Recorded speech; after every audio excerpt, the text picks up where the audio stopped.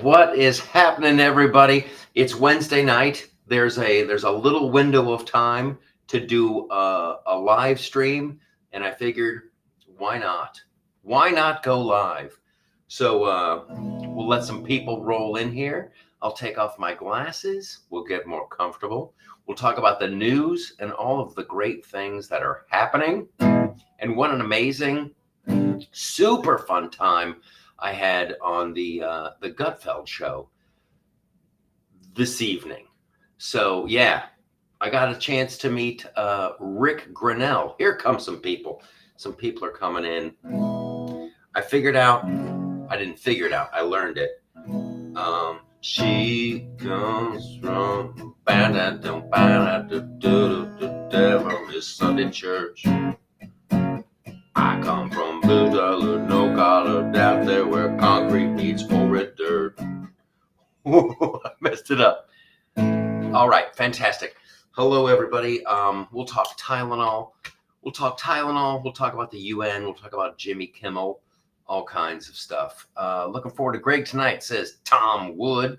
Fantastic. Hello, Denise. Hello, Nathan. Hello, Nikki. Welcome. Hello from Dublin, Ohio. Where's my new hat? Stand by. I got a new hat. Don't go anywhere. This is the lid right here. That's the one I'm rocking. Booyah! I love it. It's like all American. It's fantastic. Hey, South Jersey. Hey, bud, how were those pretzels? They were gone so fast. And I'm not even making this up. There was only 2 bags of them left. So after I had a bag of pretzels, 1 bag left. That was it.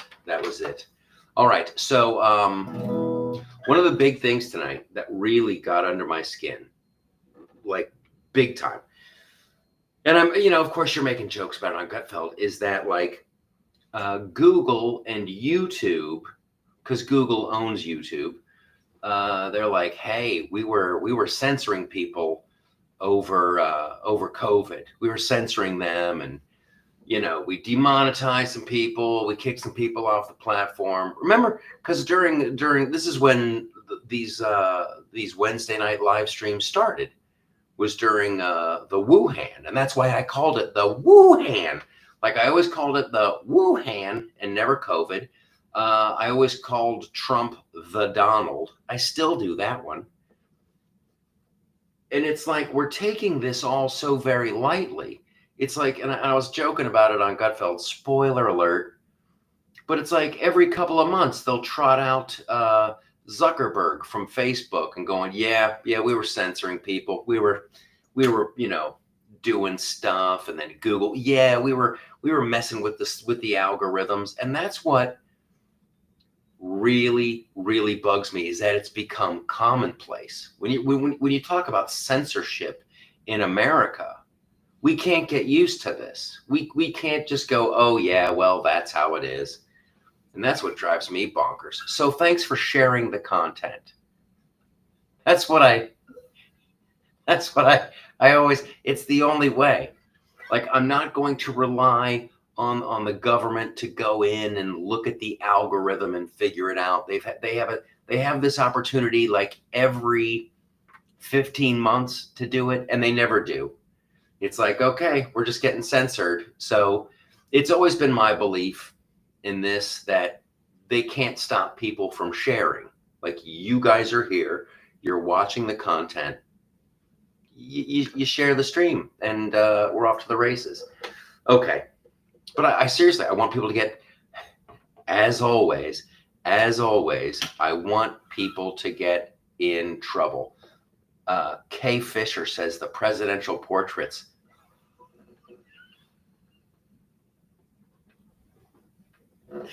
How great is that? If you don't know what Kay is talking about, I guess Trump did like a Hall of Fame. He did a Hall of Fame of all like the presidential portraits. You start with Washington and you go up, and then it gets to Trump back in 2016, and then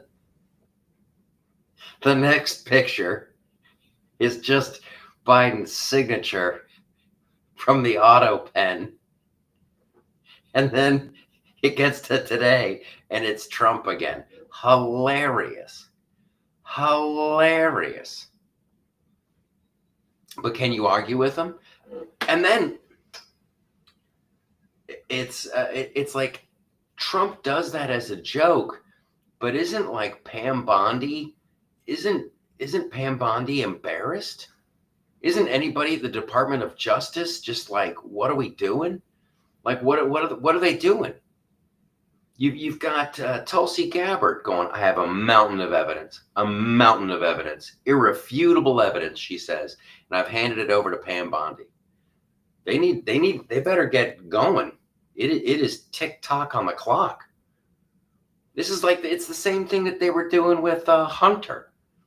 It's like all these freaking weasels protect themselves and they're just running out the clock. I get the distinct impression that they're just running out the clock. And they're going, okay, well, statute of limitations is over. So even though we have all this evidence, there's nothing we can do. And that's not going to cut it anymore. Tom says we don't deserve him. We do. I love that phrase of, oh, we don't deserve him, or oh, he's fantastic. And he's the reason that Trump is so popular is because one, he's pretty awesome. Two, the American people have had it up to here with this garbage. And it's when Trump ran for the 2016, all the media was exposed. The media was completely exposed. And we were like, aha, I knew it. And then the internet and Google and YouTube and Facebook and Instagram and all those guys, and especially now with Elon Musk owning Twitter, they've been exposed. And then you add in the Charlie Kirk thing, and you realize, okay, so there's a huge segment of the population that has been believing this stuff. So yeah, Trump, we don't deserve him. But one of the big reasons he got elected is because we've just had it. We've had it with the media only makes mistakes going one way, and oh, the bullets only fly one way, and it's just, we're just tired, sick and tired of it. I want more. I want so much more.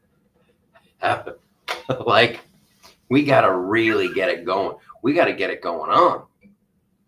They're saying now that like 2 million people, like 1.6 million have self-deported, and then we've gotten rid of another 400,000 with ICE.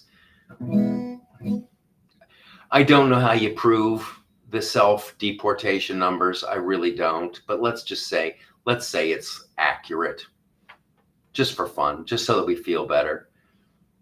So 2 million out of probably 40 million. Like, there's still millions of people that have to go, tens of millions. The loons need to see consequences. I'm totally right there with you, Kay. They do. Some people have to go to jail. People have to go to jail.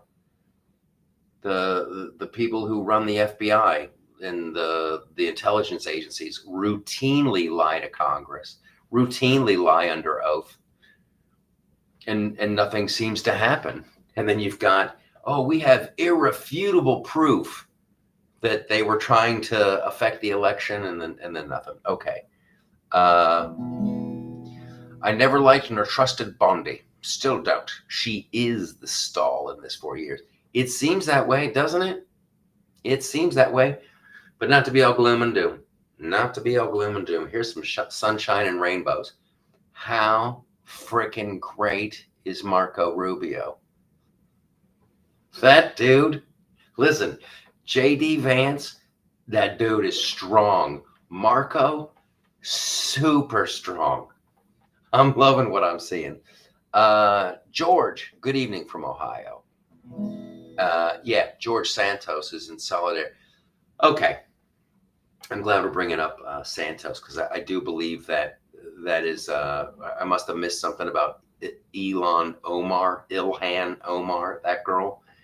Here's the wonderful thing that's bubbling up. Hello, Idaho. How's it going, Larry Bird? You were awesome in the Celtics. I'm sure you've never heard that joke.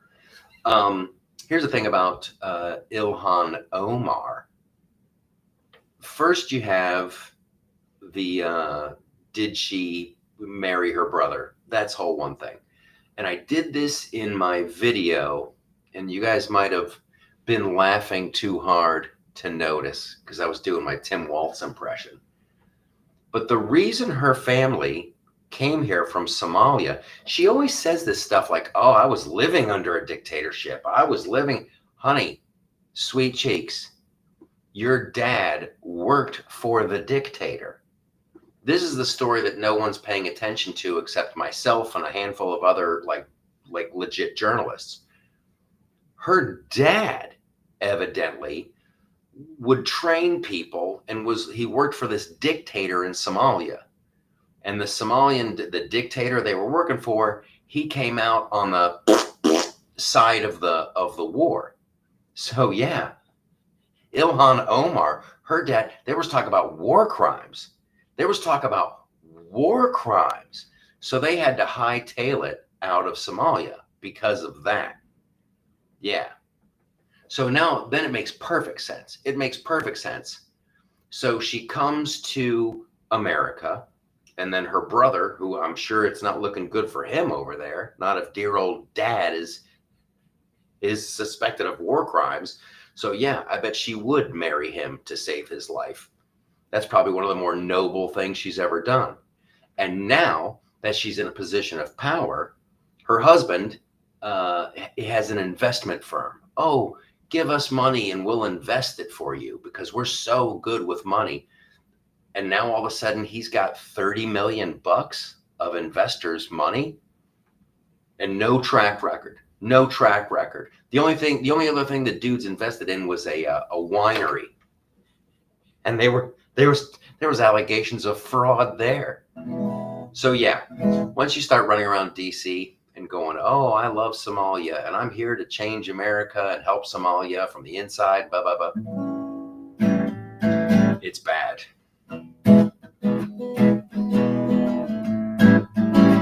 Michael, U.S. is Kamala running in 2028? I don't think she will.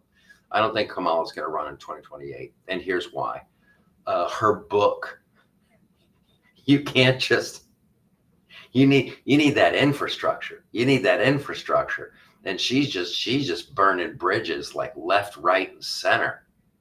I don't know who would want to be her running mate after all the stuff she's done.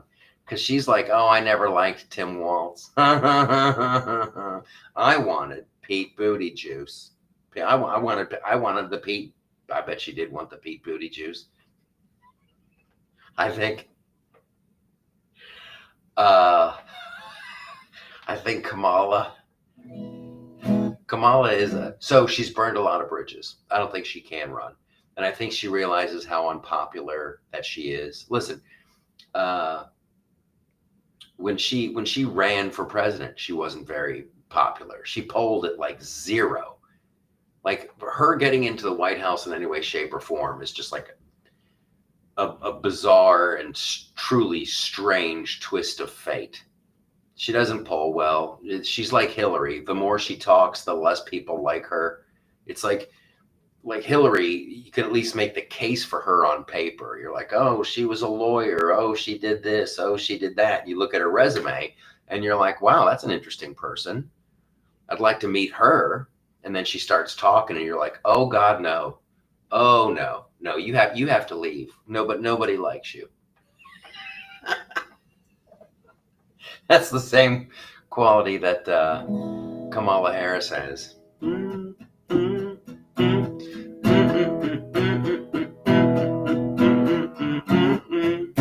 I gotta get this right. I come from blue collar, white collar,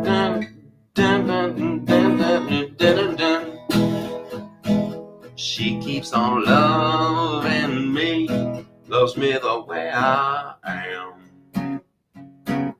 I down Benny. She's my biggest fan. I got to get ready for Nashville. Got it. So there's shows in Fort Wayne. Myself and Dave Landau are doing shows Thursday, Friday, and Saturday. Fort Wayne, come on out to see that. Oh, and I want to thank the people, you guys. I'm so glad we're doing this. Kamala Harris and Jack Daniels ticket. I want to thank everybody who came out to Denver. There were people, and I'm not even kidding you, because I like to meet people after the show. There was people who drove in from Seattle. There was people who drove in from all over Colorado. There was people who drove in from Wyoming. Oh, and Nebraska as well. It was freaking pretty damn awesome and very humbling. And we had a good time. We had a good time. And I was playing the guitar at the end of the show. It's a great thing. So I'm very much looking forward to Nashville on Sunday, and thank you to all those people who made that drive and came into the shows in Denver, and thank you for all the people that I haven't met yet who are coming out to Summit City Comedy Club in Fort Wayne. Nashville, that one sold out so fast. That one, that's John Rich, that's Cat Turd, that's their whole thing. The level of talent they have on that show just blows me away. I moved everything around so just to make sure that I could be there on Sunday morning. So the show starts at like 1, and you'll be able to stream that at Studio TST. Now, you can still go to studiotst.com and watch it that way, or if you want, you can download the app. Boom, watch on your phone. Bang, watch on your iPad. Yeah, it's pretty awesome. Turdstock 2025, says Janet. Yes, absolutely, it's fantastic. I met you last year there. We did, Janet. That was fantastic. I'm so glad. Someone says, Michael, did I get to see the Charlie Kirk Memorial last Sunday? It was so uplifting. I did.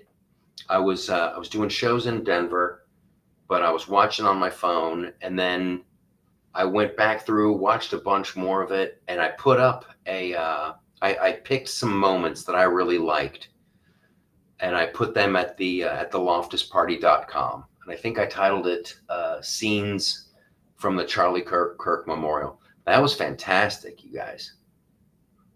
There's something happening for real. And I feel like from traveling around the country and meeting people and just getting the vibe, it's a very positive thing that's happening. It's very uplifting. It fills me with optimism and all the good things. All the good things. That memorial was fantastic. And a lot of people just said some things, because that's not easy to do. Trump, once again, Trump was like pitch perfect when he was like, oh, Charlie said he can't, don't hate your enemies. I wish I could, Charlie, but I got to say, I hate him. He was getting some good laughs. And Pete Hegseth was wonderful. Erica Kirk, fantastic. Like the whole thing. And also Stephen Miller. If you have a chance, I put it on the website. And I want to get your insight too. Leave a comment there after you see the moments that I picked. And I didn't even start with the music. It was too much. But I mean, for one post at theloftusparty.com, but some great messages, some really uplifting stuff, and it just makes you feel like things are just now starting, but in the best possible way. Yeah, I'm pretty old, but Erica had me bawling while she spoke. Yeah, listen, if you didn't get a little misty-eyed at that, you might want to have your pulse checked. There was a lot. Trump was Trump in his Trumpiness. Yes, it was fantastic. I didn't watch the memorial. It was such a sad thing all the way around. Yes, but you can go and watch some of the, the highlights and stuff. And I've had my fair share of tragedy. And there is everybody deals with this stuff in their own way. And I like to get going as fast as I can. Like, once the reality kind of settles in, I need to start doing stuff. I need to start going. And that was like it seemed like the Charlie Kirk thing happened, and it was so sudden and it was so shocking. And there was a couple of days, and then like local people started putting together their memorial services and vigils, and I was a part of one of those, and it was wonderful. And then the Sunday thing, that was just like right on time and huge. Tens of millions of people watched that. It just gives you it helps. It helps just to know. Trump and Elon came together for that. That was nice. It really was. It really was. Okay, I feel bad because I didn't really even know Charlie Kirk was. Well, yeah. I don't listen. And this I think is the difference between left and right.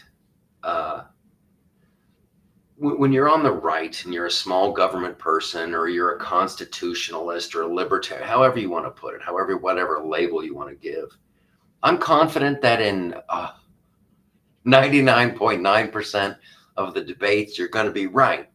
I mean, it's not like there's not 250 years of history backing us up, plus every other failed empire, every other failed. Like, history is full of all these attempts at making, wonderful republics or places to live. Nothing comes close to America. Nothing comes close to it. So, like with Charlie Kirk and him being so smart, he goes out to debate, and it's like, yeah, he's going to win. He's going to win. And the people who do get like violent, they realize, oh, I'm never going to win this. And instead of coming to the realization of like, why am I so frustrated? Is it because I'm on the wrong side of this issue? Or should I just do something violent so I don't have to hear it anymore? And unfortunately, that's the path that some people are taking. Somebody said this, and I thought it was great. It wasn't because Charlie Kirk was using hate speech. It's because Charlie Kirk was using speech that they hated. That was that I thought was pretty profound. Yes, Bullwinkle says, I don't like AOC, but I would be really mad if something bad happened to her. I agree, 110%. All of them. I want them around to see the error of their ways.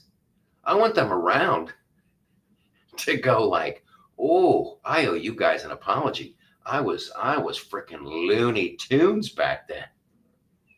That's what I want. Hello from El Paso, Michael. What did I miss? Well, Reggie, we talked a little bit about the Charlie Kirk memorial. We talked a little bit about Trump. And did we get to the UN thing? I can't remember how we opened, but it was fun. I did a little song on the guitar, not much, but it was kind of wonderful. And I'm really not interested in Jimmy Kimmel's. I'm not, like, he was, people are really parsing it right now. They're getting, like, what Jimmy Kimmel originally said with his little straight line was not good. Was not good. And I can understand why Sinclair and Nexstar and those station owners would not want him on the air. But like last night, people are like, oh, he didn't say this. I wanted him to say that. He would. This is like, ultimately, you guys. And I said this on the Gutfeld show. Spoiler alert. He's going to get a huge bump in his ratings from last night. And then he's going to slide back into, it doesn't even matter. It doesn't even matter. All these people are like moving deck chairs around on the Titanic. It's over, and they don't even know it. Like CNN, ABC, it's all like, I don't want to be too much of a downer here, but like Studio TST, people who are just like, we're carving out our own little corner, and we have to carve out more corners and support everybody else who is carving out a corner, and we'll figure it out as we go. But you're not gonna change Kimmel for people like that, I think, and for the Colberts of the world and all that. They're operating in a bubble. They're operating in like 3 different bubbles. They're so insulated from any reality that it's gonna be a long time. And I'm not gonna sit around and wait. I'm not gonna sit around and wait. I'm not gonna gnash my teeth because they didn't behave. They wanted to. Oh, they should have canceled them. They should have. It's just move on. Move on. Watch the Greg Gutfeld show. Buy tickets to my live show. Support Studio TST, and let's win big. Girls on trampolines. This is the part that I didn't want to say on Gutfeld because it seemed really mean, but here we go. Once upon a time, Jimmy Kimmel was on a show called The Man Show with Adam Carolla, and that show was very popular, and I don't know what happened, but it's just very interesting for me to see that, okay, you have Jimmy Kimmel and Adam Carolla, then they go their separate ways. Adam Carolla is still doing great. I would love to compare and contrast how many viewers Carolla gets for his podcast and his YouTube and all that stuff compared to Jimmy Kimmel. It's like, I have to think Carolla is just lapping him. And I'm sure those guys, they'll probably make nice and be friends again at some point, but I didn't even want to bring it up. I don't like cancel culture. I genuinely don't. And I don't want to put that vibe out into the world of like celebrating anybody, because look, been there, done that.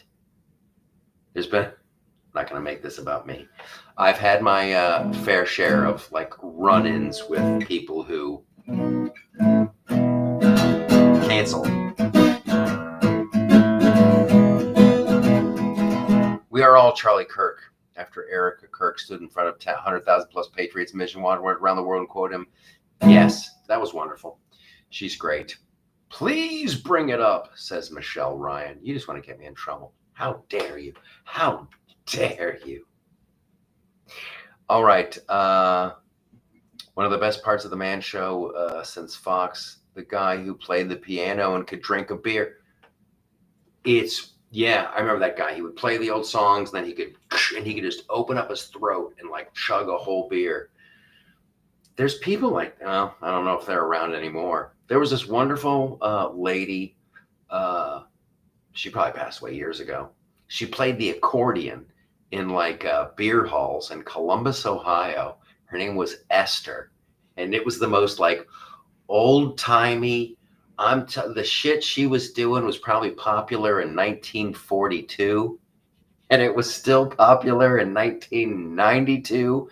And she was like just this adorable little German lady with an accordion and a guy with a stand-up. Freaking good times. I love that stuff. I love like the little piano players in the freaking piano bars at Weird. I love it. The Juggies are still awesome. Yes. Bullwinkle says before politics. That's oh wow. Thank you, Michael, for making us laugh during this time. Bless you and everyone watch thank you so much. Thank you so much for watching the live stream. The podcast is audio only. The podcast comes out on Tuesdays. You can listen to that on iHeartRadio, Spotify, iTunes, You could listen to it from the loftusparty.com, from the website. The old standards have never died. Isn't that the truth? Isn't that the truth? Like there's songs that were written like in like 1930 that was like, I'm still jamming out to that.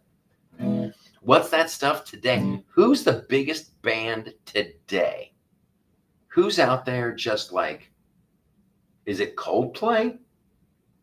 And I'm sincerely saying that. Like whose tickets? I know the Stones did a hugely popular thing, and I'm not calling Taylor Swift a band. I'm talking about bands. Who's the biggest band? Let's try to. I love your live streams, Michael Loftus. Thank you, Elaine Wood. I love your live streams. Hello, Marshfield. I'm guessing that's Massachusetts. Vicky says, just happened to catch you. Been off here too much. Vicky, good call. You guys, this is why. Seriously, I'm thankful every day that I started playing this thing. And that's why at the loftusparty.com, there's always going to be like other stuff. If it's just politics, you're going to be miserable. You're going to be miserable. What we're trying to do is create a community of people so big that we can nudge these selfish grifters into doing the right thing so we don't have to pay that much attention to politics. I like music. I like art. I like surfing. I like outdoor stuff. I like science fiction stuff. I like Lord of the Rings. I like Star Wars. I like everything. Yeah. Once politics starts to overtake your life, take a big step back and start doing something else. Hello from Dripping Springs, Texas. What a great place to live. Dripping Springs. Is that a real town? I live in Dripping Springs, Texas. It's nice in Dripping Springs, Texas. We got some fine girls in Dripping Springs, wearing all their G-string things.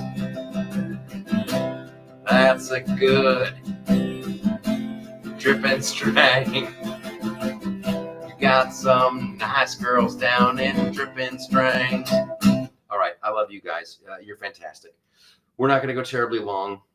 Fort Wayne this weekend, Nashville. Always check out the loftusparty.com and then click on tour dates, and you'll see that I'll be coming somewhere close by. I'm heading back down. I'm going to be doing a big show coming up the 18th of October in Michigan with my buddy Derek Richards and my buddy Dave Landau.